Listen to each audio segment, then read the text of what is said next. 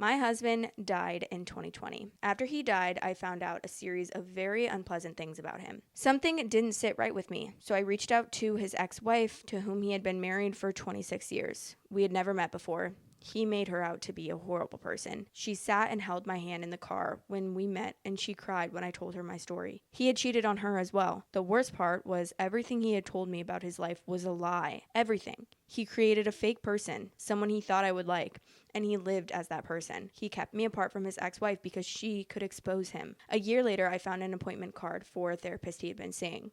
I knew he was in therapy, but he told me it was for PTSD. It wasn't. The person he was seeing was a therapist specializing in sex addiction and affairs. To make a long story short, I ended up calling this person, telling him my husband had passed and had been talking to him. He told me my husband had been having relations with men since he was in his early 20s. He told me he knew about the girlfriend and that she had been pregnant, but that my husband rarely talked about her. He said he knew my husband was lying much of the time. I got STD tested, a full panel of testing. I was devastated. On the day I got the negative test, I drove home sobbing and screaming at him in the car. Then I found the recordings. He had been recording all of his telephone conversations with everyone for years, and they were on his laptop. The 30-year-old?